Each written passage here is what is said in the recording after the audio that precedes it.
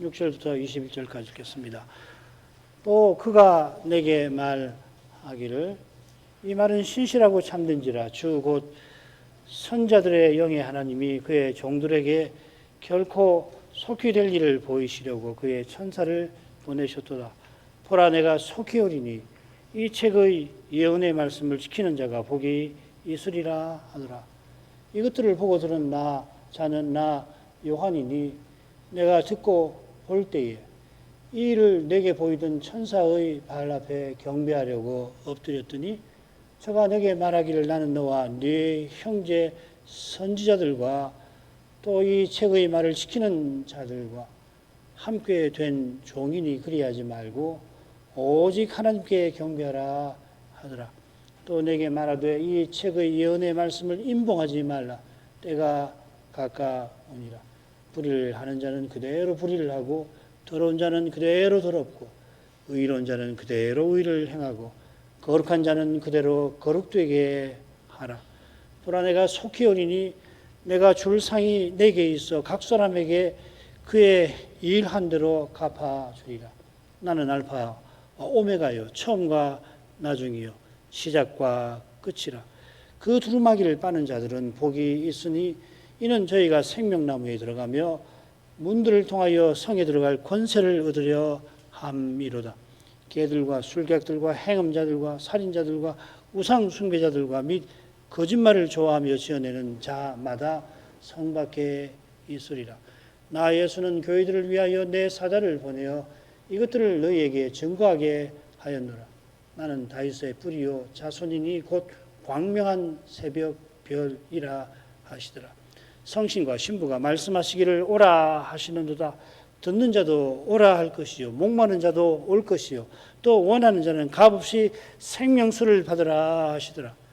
내가 이 책의 예언의 말씀을 듣는 각인에게 증거하노니 만일 누구든지 이것들 외에 더하면 하나님이 이 책에 기록된 재앙들을 그에게 더하실 터이요 만일 누구든지 이 책의 예언의 말씀에서 제하여 버리면 하나님이 이 책에서 기록된 생명나무와 및 거룩한 상에 참여함을 제하여 버리시리라. 이것들을 증거하시니가 가라사대 내가 진실로 속히 오리라 하시거늘 아멘. 주 예수여 오시옵소서. 주 예수의 은혜가 모든 사람들에게 있을지어다. 아멘.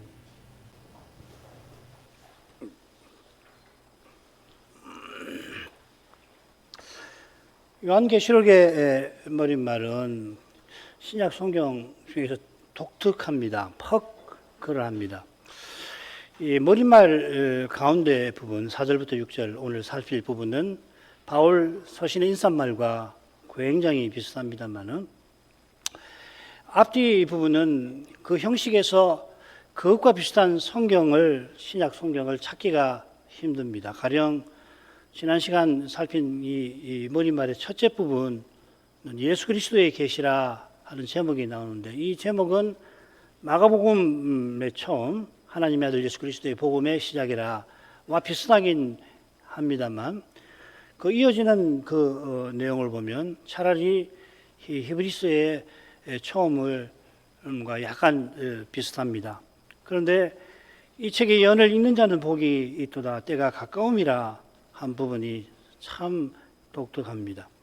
이 부분은 짝을 이루는 셋째 부분의 그 성부 하나님이 자기 선언과 짝을 이루는데 짝을 이루는 이 두 분이 이 계시록의 핵심 교훈을 담고 있습니다. 바로 이 교훈 때문에 머릿말이 독특한 형식을 갖춘 것일지도 모르겠습니다. 이제 인사말로 가죠. 인사말은 서신 보내는 사람, 서신 받는 사람, 그리고 보내는 사람이 받는 사람을 위해서 기도하는 기원 이렇게 있고요. 이 기원에 이어서 짧은 성형이 덧붙습니다. 그래서 셋으로 나눌 텐데 서신 보내고 받는 사람, 그리고 기원, 성형 이 세 부분을 나눠서 살펴보겠습니다. 4절 상반절입니다. 요한은 아시아에 있는 7 교회에 편지하노니 원문은 요한이 7 교회에게 물론 아시아에 있는 이렇게 되어 있습니다. 다른 서신들은 보내는 사람과 받는 사람이 누군지 설명이 되게 붙는데 계시록은 이 대목에서 별로 전혀라고 하기는 좀 어려운데 서신받는 교회는 아시아에 있는 7교회라고 했으니까 별로 나오질 않습니다.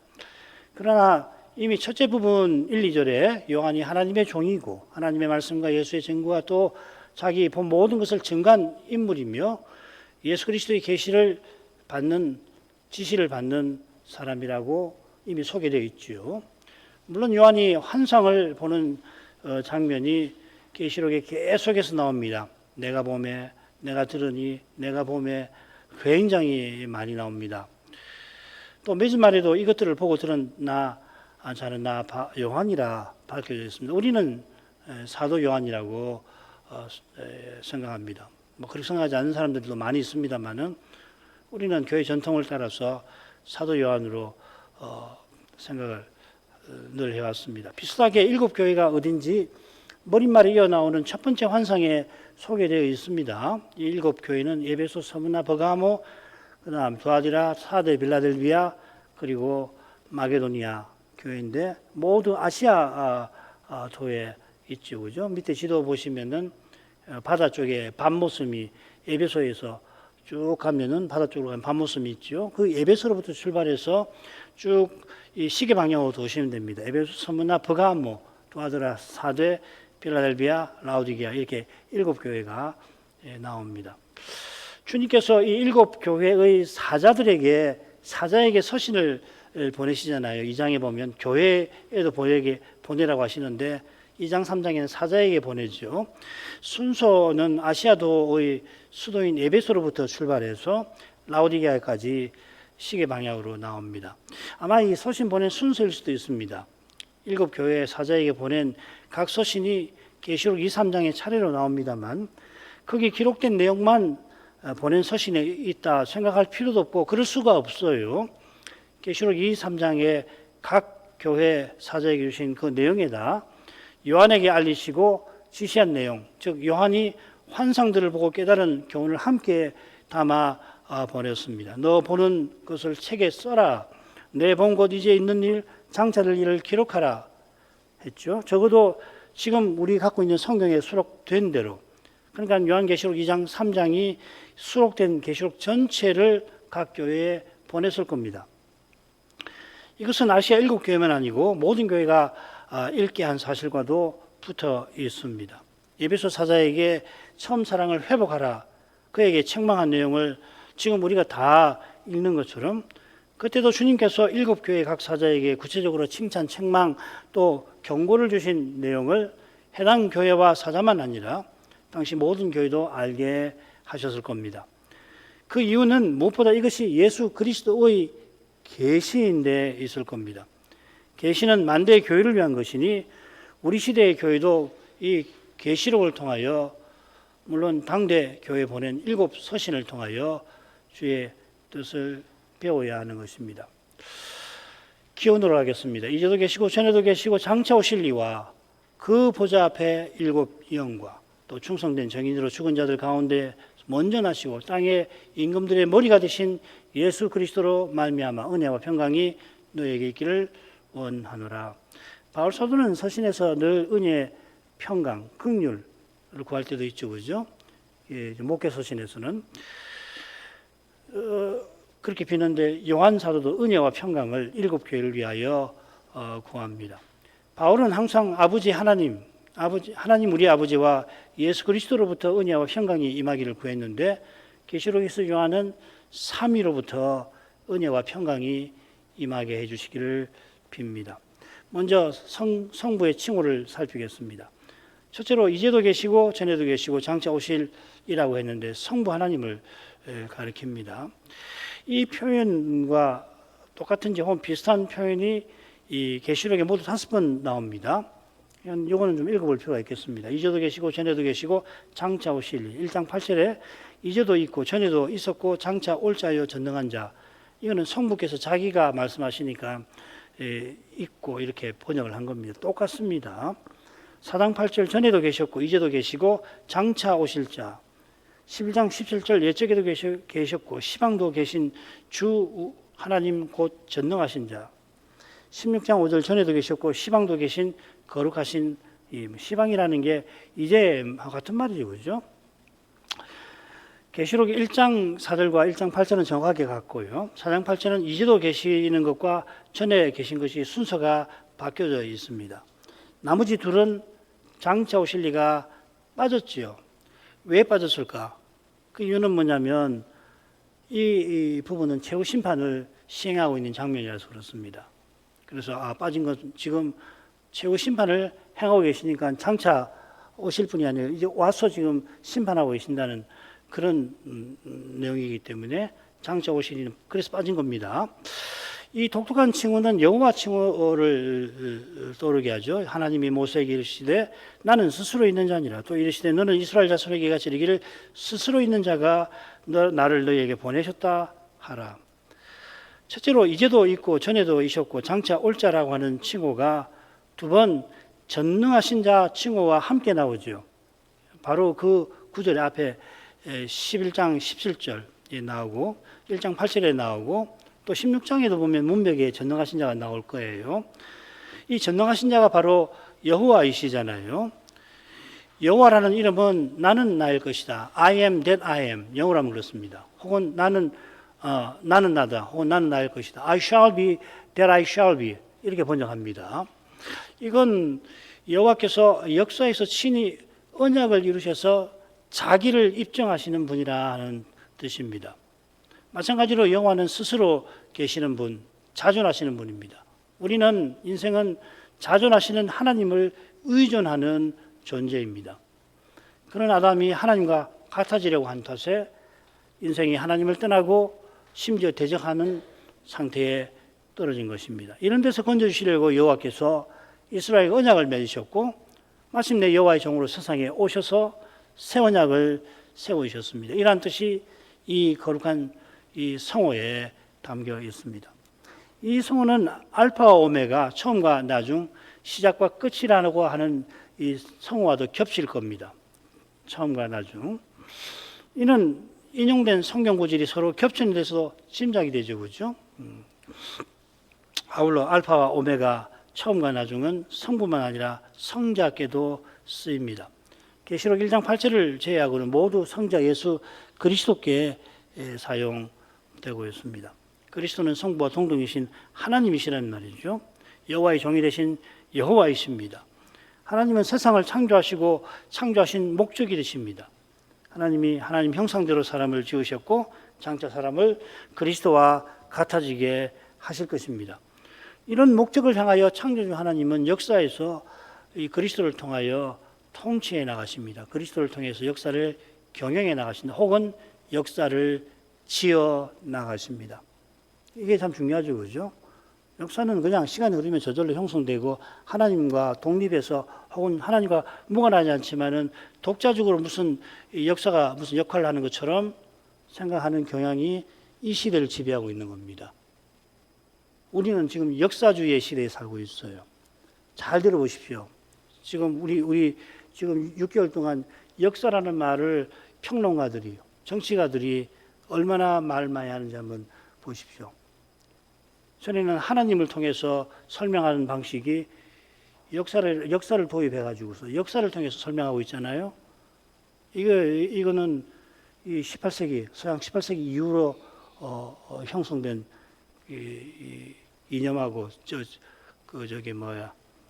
사고방식하고 매우 밀접한 관계였습니다.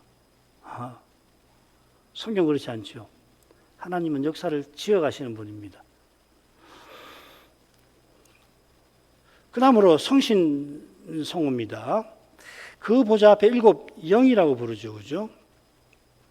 그 보좌 앞에 7 영이 두 번째 환상에 나와요. 4장에 정확히 나옵니다. 보좌로부터 번개와 음성과 뇌성이 나고 보좌 앞에 7 등불 켠 것이 있으니 이는 하나님의 7 영이라. 보좌 앞에 7 등불을 켰다는 말은 하늘 성소의 등대를 가리키는 거죠. 구약 성막을 보면 보좌가 있는 지성소 그리고 등대, 떡상, 향단이 있는 성소가 구약 성소에서는 구분되지요. 그러나 주님이 앞서 나가신 하늘 성소는 지성소인 새 예루살렘처럼 보좌 앞에 등대가 있고 향단도 함께 있습니다. 번제단은 사라져 버리죠. 성막의 성소에 등대가 7등잔이 있어서 7등불이 항상 켜져 있어야 하지 않습니까? 이건 하늘 성소의 모형이죠. 하나님께서 시내산에서 모세에게 하늘을 척 열어서 그것을 본 그 모형을 따서 모세가 이렇게 성막을 건축하게 한 거 아닙니까? 하늘 성소에서 보좌 앞에 7등불 켠 것이 요한의 눈에 보였는데, 그런데 그 7불이 하나님의 7영 성신이십니다. 이 7영이 흥미롭게 5장에 나오는 환상에서는 보좌 우편에 나아가시는 어린 양의 눈이시지요. 5장 6절 읽습니다. 내가 또 보니 보좌와 내 생물과 장로들 사이에 어린 양이 섰는데 일찍 죽임을 당한 것 같더라. 7뿔과 7눈이 있으니 이 눈은 온 땅에 보내심을 받은 하나님의 7영이었더라. 이더라. 여기서는 어린 양의 7눈이라고 되어 있습니다. 어린 양은 십자가 지고 부활하신 승천하신 그리스도이십니다. 그리스도는 7뿔 7눈을 갖고 계십니다.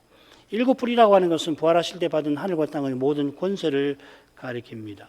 용, 곧 마귀는 감히 10뿔을 가져요. 교만하죠. 소름 끼치게도 머리가 7입니다. 마귀의 일꾼인 짐승도 용을 닮았죠. 똑같이요.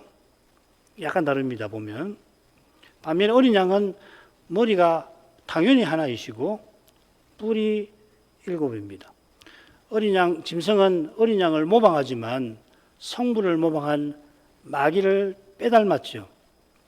그러니까 짐승하고 어린 양하고 비슷한 것 같은데 전혀 다르고요. 짐승은 마귀를 빼닮았고 이 마귀는 성부를 모방하는 존재죠. 위조하는 거죠. 위조가 좀 어색해서 모방이라고, 위조라고 하는 것이 나올 수 있습니다. 마귀는 성부를, 짐승은 성자를, 그리고 거짓 선자는 성신을 위조한 존재죠. 이는 어린 양께서 또한 7눈을 가지셨는데 이 7눈이 하나님의 7영 성신입니다. 이는 요한과 바울의 부활 교훈에서 가장 중요하고 가장 신비한 내용을 상징적으로 반영한 겁니다. 부활하신 그리스도께서 아버지께 성신을 받아서 소유하시는 거죠. 믿는 우리에게 내주하게 하십니다. 이를 위해서 그리스도는 부활하실 때 살려주는 성신이 되시고 성신은 그리스도의 영이 되셨습니다. 그러니까 부활하신 그리스도와 그리스도에게 주신 성신은 하나가 되시는 거죠. 여전히 이위 삼위 하나님이시지만 경륜에서 하나가 되시잖아요. 성신께서 그리스도의 영으로 계셔서 믿는 우리가 그래서 그리스도의 몸 지체 5개 살게 하시는 겁니다. 하나님 그리스도께서 우리를 그리스도의 몸과 지체로 삼으셨고 우리가 그리스도의 몸과 지체답게 존재하고 살도록 그리스도의 영을 우리에게 부어주셔서 우리가 성신을 의지할 때에 그리스도를 드러내며 살게 되는 겁니다. 성신께서 우리 안에서 그 일을 하신다는 거죠. 그렇게 해서 우리가 성신이 우리 안에 계신 것을 확인하는 겁니다. 성신을 달리 확인할 수 없어요. 뭐 이상한 기도를 하고 하늘에 올라가고 입신을 하고 그리고 뭐 이상한 기도를 방언 기도를 하고 뭐 그런 소위 신비 체험을 해야 성신이 내주하신 걸 아는 게 아니라 내가 그리스도의 몸으로 존재하고 그리스도 지체로 살아가는 그 삶을 통해서 확인이 되는 거란 말이죠. 달리는 성신이 내주하시는 것을 확인할 수 없습니다. 그렇게 다르게 확인하려고 하면 반드시 문제가 생기는 거죠. 거짓된 신비주의에 추락하고 마는 겁니다. 이것이 초림부터 재림까지 역사의 성격을 결정적으로 결정하는 겁니다. 재림까지 역사는 그리스도의 몸이 머리신 그리스도에게로 자라가는 과정입니다. 동시에 성신께서 어린 양이 가진 7눈으로서 온 세상에 보냄받으셨습니다. 이 7눈이 스가랴의 환상 중에 나오죠. 여호와께서 7눈으로 살펴주셔서 포로에서 돌아온 소수의 힘없는 백성이 성전을 재건하게 하신다 할 때 나오는 거 아니에요. 그처럼 어린 양이 7눈 곧 7영을 소유하셔서 하나님의 처소인 영원한 성전이 세워지게 하시는 것입니다. 이게 뭐 사정전 이정의 그 오순절 사건하고 관계되는 거 아니에요?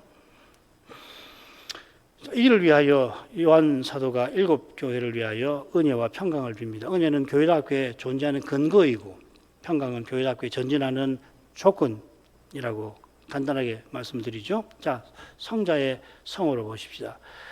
요한은 성자 예수 그리스도를 충성된 증인이라고 먼저 부릅니다. 바로 앞에서 요한은 자기가 그리스도의 증거를 증거했다 밝혔죠. 조금 아래서는 예수의 증거를 인하여 내가 밤모습에 지금 유배되어 있다 하였습니다.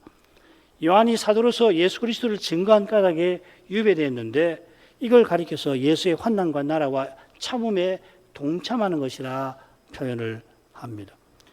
그리스도께서도 내 충성된 증인 안디바가 사단이 거하는 곳에서 죽임을 당했다 말씀하셨습니다.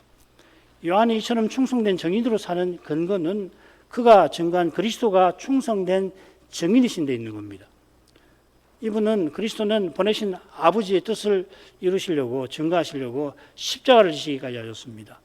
그래서 이 충성이라고 하는 것이 그리스도의 이름이 되었습니다. 요한계시록 19장 11절에 거기 충신이라고 번역되어 있죠. 그죠? 그게 같은 말입니다. 충성입니다.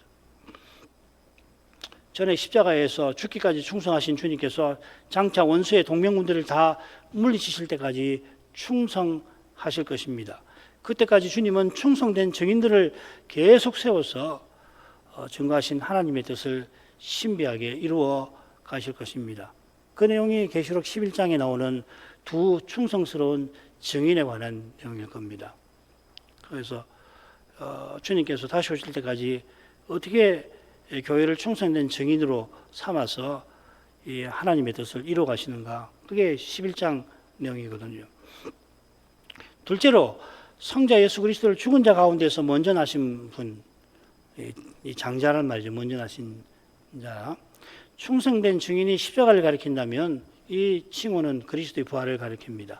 같은 표현이 골로새서 그리스도의 창가에 2번 나오죠. 이 성호는 성자께서 부활의 첫 열매 되신 것을 가리키는 겁니다. 계시록 20장에서는 교회가 첫째 부활에 참여했다 교훈하는데 이게 예수님이 죽은 자 가운데서 먼저 나신 분이라는 사실과 딱 붙어 있는 거 아니에요. 예수님이 죽은 자 가운데서 먼저 나셨기 때문에, 부활하셨기 때문에 우리가 이미 첫째 부활에 참여하고 있습니다. 우리가 장차 재림하실 때 주님과 같아지는 육신의 부활에 이르게 될 겁니다만은 그때까지는 이 첫째 부활에 참여하여서 예수님의 부활 생명을 살아내는 겁니다. 그것의 가장 중요한 성격이 증거 아니에요. 그리스도를 증거함. 이로써 첫째 부활에 참여하는 우리가 하나님과 그리스도의 제사장이 되어서 1000년 동안 그리스도와 함께 왕노릇하는 겁니다. 이는 시내산 언약을 사명을 성취하는 것이기도 하죠. 우리가 제사장이 되었으니 하나님을 가까이 하는 자 되었는데 아울러 아버지 우편에 앉아 계시는 그리스도와 더불어 왕노릇한다는 겁니다. 이 왕노릇을 생생하게 보여주는, 지금 이곳에서 생생하게 보여주는 일이 바로 예수의 증거를 인하여 목배임 받는 순교이죠. 이 순교는 미혹에 빠지지 않고 고난받는 것을 가리키는 하나의 생생한 예의죠. 모두 순교당해야 된단 말 아닙니다. 셋째로 그리스도는 땅의 임금들의 머리가 되십니다. 어린 양께서 7 눈과 더불어 7 뿔을 가지신 거죠. 하늘과 땅의 모든 권세를 내게 주셨다 선언하셨습니다. 부활하신 주님, 아버지 우편에 지금 계시는 그리스도는 만주의 주 만왕의 왕이십니다. 그래서 당연히 땅의 임금들을 다스리십니다. 이 계시록에 보면 땅의 임금이라고 하는 표현이 8번 나와요. 그 처음과 마지막 2개를 빼고 가운데에는 모두 그리스도를 대적하다가 심판받는 왕들입니다. 장차 땅의 임금들이 자기 영광을 가지고 새 예루살렘에 들어갈 것인데 그 영광스러운 순간을 향하여 주님께서는 여전히 순종하지 아니하는 땅의 임금들도 신비하게 다스리십니다. 이게 히브리서 2장 5절 이하에 나오는 것이죠. 하나님께서 만물로 그리스도에게 복종케 하라 하셨는데 아직은 다 순종하지 않지요. 아직은 다 순종하지 않는 그 증거가 뭡니까? 배도이죠. 히브리서에서 그 이야기를 하는 겁니다. 원칙적으로는 다 주의 발 앞에 순종하게 했는데 실제로 다 순종하진 않아요. 실제로 다 순종하지 아니하는 가장 현저한 죄가 뭐냐면 순종해야 할 교회가 그리스도를 대적하는 거란 말이죠. 배도란 말입니다. 이걸 놓치면 역사를 볼 수 없다는 이야기예요. 역사에서 수많은 일이 벌어지고 또 징조도 여럿이 있는데 그 징조들 뭐 전쟁도 있고 재난도 있습니다만은 그 재난과 동시에서 봐야 되고 왜 재난이 일어나는가? 동시에 그 재난과 더불어서 유의해야 될 게 뭐냐면은 미혹이에요. 그리고 배도라고요. 그러니까 그 배도를 눈여겨본다는 이야기는 실질적으로 육신적인 태도를 늘 주의해야 된다는 이야기죠. 이게 김홍재 목사님의 특별한 통찰입니다. 이게 우리가 늘 쓰는 말이니까 그런가 보다 그렇겠구나 하지만은 이거 아무나 이야기할 수 있는 거 아닙니다. 이거는 굉장한 연구와 통찰 끝에 나온 결론이거든요. 그러니까 육신적 태도를 눈여겨보고 왜 이게 어려냐면은 우리가 육신이기 때문에 육신적 태도를 잘 몰라요. 우리는 순식간에 육신으로 행하고 마는 겁니다. 얼마나 후회 많이 하십니까? 하루도 정신 차리고 하루가 끝날 시점에 또 하루를 돌아보면 내가 육신으로 행했구나. 내가 오늘도 온전히 나를 부인하지 못했구나. 그러니까 말이 입에서 나오고 행동이 나오고 욕심이 올라오고, 물론 욕심이 올라오는 건 당연한 겁니다. 부패한 본성이 있으니까 거기서 욕심이 올라오는데 중요한 것은 그게 휘둘리지 않는 거잖아요. 그런데 육의 몸을 갖고 있어서 우리는 본능적으로 휘둘리게 돼 있어요. 그걸 잘 보지 못하면 배도를 식별할 수 없다는 이야기입니다. 배도는 쉬운 거 아닙니다.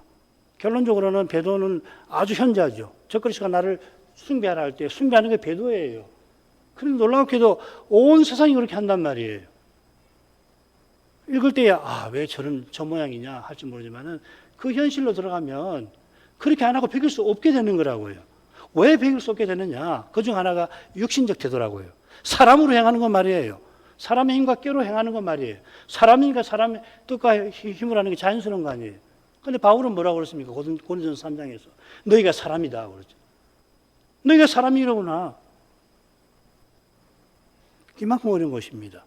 하나님 말씀의 거룩한 빛을 늘 받아서 그 빛을 쫓아 살지 않으면은 아무도 육신의 태도를 식별하지 못하고 극복하지 못하는 거예요.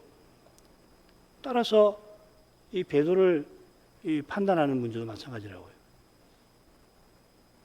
뭐 이만큼 하죠. 하면 또 이야기가 쭉 길어져서 앞으로 기회가 있으면 더 하도록 하겠습니다. 하여튼 주님께서는 대적하는 임금들도 신비하게 다스립니다. 이 신비를 볼 수 있도록 주님이 요한에게 계시를 알리시고 우리 지시해서 우리도 배우라 하시는 거 아니에요. 말씀의 거룩한 빛 가운데서 눈앞의 현실에서 주님의 신비한 통치를 고난 중에서 보는 교회와 신자는 사람의 생각과 경험을 넘어서는 은혜와 평안을 누릴 것입니다. 삼위와 교제하는 예배에서 그리스도가 아버지를 자기 형제에게 선포하시는 영광을 보는 이것이 언제든지 중요합니다. 매주일 보면 제일 좋죠. 그러나 극단적으로 말씀드리면 평생 한 번이라도 보면은 그 사람은 영원한 영광에 나갈 겁니다. 그만큼 중요한 겁니다. 영광에 주신 그리스도께서 교회답게 존재하는 교회와 은혜와 교회답게 살아가는 평안을 베푸시는 것입니다. 자, 성령으로 가죠. 우리를 사랑하사 그의 피로 우리 죄에서 우리를 해방하시고 그 아버지 하나님을 위하여 우리를 나라와 제사장으로 삼으신 그에게 영광과 능력이 세세토록 있기를 원하노라. 아멘. 요한이 성부 성자에 이어서 성부 성신에 이어서 마지막으로 성자를 부르면서 일곱 교회의 평안과 은혜와 평안을 빌었는데 자기의 기도를 들으시는 성자 예수 그리스도께 이어 영광을 돌립니다. 요한이 성령을 드리는 거기서 우리 종교의 핵심 교훈이 환히 드러납니다. 우리 종교를 기독교, 그리스도교라고 부르는 이유가 이 삼일체의 관계와 사귐에 있습니다. 요한처럼 신학적인 생각을 펼치지 않냐면 삼일체론보다 일신론에 떨어질 위험이 있습니다. 이 어디서 확인할 수 있냐면요. 쉽게 기도를 보시면 합니다. 여러분 기도에 삼위의 성호가 나오는지 얼마나 나오는지 거기서 내가 정말 삼위일체론을 믿는 사람인가 일신론자인가 확인해 볼 수 있는 하나의 잣대가 될 수 있습니다. 기도를 삼일체로 하는 것이 쉽지 않아요. 늘 그렇게 삼일체와 교제에 들어가지 않으면 그냥 기도할 때는 전부 다 일신론자예요. 하나님, 아버지, 주, 뭐 이렇게. 근데 기도 자체가 이 삼일체론적이고 기도론적이란 말이에요. 쉽게 말하면 그리스도를 통하지 않고 기도가 불가능하고 그리스도를 통해서 기도로 나아가는 하나님은 삼위일체이시라는 이야기 아닙니까? 그런데 기도의 내용이 어떻게 기도 그리스도가 빠질 수 있고 이 삼일체가 빠질 수 있냔 말이에요. 안 그렇습니까? 자연스러운 거예요.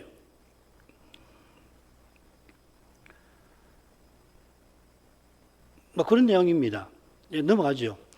요한은 그리스도를 먼저 우리를 사랑하신 분이라고 고백합니다. 계시록에 사랑한다는 동사가 의외로 3번밖에 더 나오지는 않습니다. 그런데 중요합니다. 계시록 3장, 20장도 주님이 교회와 신자를 사랑하시는 사실에 사랑한다는 표현을 썼고요. 계시록 12장 11절은 다른데 그런 사랑을 받은 신자가 자기 생명을 사랑하지 않는다 이렇게 되어 있습니다. 죽기까지 예수의 피와 말씀을 증거하여 승리하는 것을 가리키는 겁니다. 고난의 주제가 다른 두 경우 3장, 20장에 나타납니다. 이 사랑이 주님이 사랑하신다고 말씀하실 때에 이 핍박과 환난의 상황에 처한 신자와 교회를 대하실 때 사랑이라고 표현했단 말이죠. 주님께서 사단의 회에 속했던 몇 사람을 빌라델비아 교회의 사자에게 굴복하게 하셔서 그 사자를 사랑하심을 나타내십니다. 사단이 천년 끝에 잠시 풀려나서 주께서 사랑하시는 성을 두를 때에 주님이 불을 내려서 사단과 그 군대를 소멸하실 겁니다. 비슷한 교훈이 여기서도 드러나는 것 같습니다. 주님의 사랑은 특별히 고난의 현실에서 승리를 거두게 하시는 거기에 있는 것입니다. 우리를 사랑하신 그리스도의 사랑은 무엇보다 그의 피에서 잘 드러납니다. 하나님이신 성자께서 사람 되실 뿐 아니라 죄인을 위해서 십자가를 지셨습니다. 요한 사도는 요한일서에서 그가 우리를 위하여 목숨을 버리셨으니 우리가 이로써 사랑을 안다. 이 그리스도의 십자가를 떠나서는 사랑을 안다는 것이 불가능하다 이 말이죠. 주님께서 거룩한 사랑으로 말미암아 우리를 우리 죄에서 해방하셨습니다. 죄의 권세가 얼마나 막강하고 끔찍하고 두려운지를 아는 이는 거기서 풀어주신 사랑이 얼마나 은혜롭고 감사한지 깨닫습니다. 여기 이 해방한다는 낱말 말입니다. 이 리오라고 하는 말이 계시록에 5번 더 나오는데 그걸 보면 주님의 그 능력을 잘 드러내요. 어린 양께서 7인을 떼시기에 이 리오 푼다는 말입니다. 합당하신 분입니다. 요한이 그 인봉 떼고 읽을 자가 없으니까 막 크게 울잖아요. 내가 크게 울었다 하니까 장로 하나가 예수님을 가리키면서 보아라, 이 인을 떼실 이 합당하신 어린 양을 보아라 하지 않습니까? 그러니까 7인을 떼신다는 것은 얼마나 큰 능력이 있는지를 보여주는 거 아니에요. 세상을 경영하시는 분이란 말이죠. 재림 직전에는 사단을 잠시 옥에서 풀어주기까지 하십니다. 우리 생각에는 왜 옥에서 잠시 풀어주셔서 대환란을 겪게 하시나 싶은데 그런 일까지도 다 주님의 손 아래 있다는 이야기잖아요. 그 다음 내용이 그겁니다. 그가 역사상 가장 교묘한 미혹과 악랄한 핍박으로 교회를 공격하게 되겠습니다마는 주님께서 그 피로 죄에서 해방하신 교회를 절대 무너지게 못할 것입니다. 재림까지 징조로서 무서운 재난들이 일어날 텐데 전부 다 주님의 전능하신 손 아래에서 이루어질 것입니다. 주님께서 사랑의 거룩한 능력으로 그 아버지 하나님을 위하여 우리를 나라와 제사장으로 삼으셨습니다. 그 아버지 하나님은 예수께서 하나님의 그리스도이시며 아버지의 그 아들이심을 가리키겠죠. 아버지께 순종해서 그리스도로 세상에 오셨습니다. 그 목적이 우리를 나라와 제사장 삼으심입니다. 이것이 두 번째 환상 4장 5장에 나오는 네 생물과 24장로의 찬송에 똑같이 나옵니다. 네 생물과 장로들이 어린 양 앞에 엎드려 경배하고는 이 찬송을 드립니다. 어린 양은 찬송받으실 하나님이십니다. 새 노래를 노래하여 가로되 책을 가지시고 인복을 떼시기에 합당하시도다. 일찍 죽임을 당하사 각 족속과 방과 나 백성과 나라 가운데에서 사람들을 피로 사서 하나님께 드리시고 저희로 우리 하나님 앞에서 나라와 제상을 삼으셨으니 저희가 땅에서 왕노릇하리로다 하더라. 피로 사서 하나님께 드린 것은 하나님이 우리를 특별한 소유 삼으신 것입니다. 특별한 소유 삼으신 목적이 나라와 제상 삼으신 데 있습니다.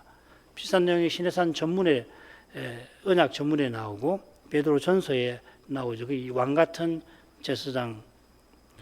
이는 우리가 믿음으로 그리스도와 연합되어 얻는 모든 은혜를 딱 붙어 있는 거죠.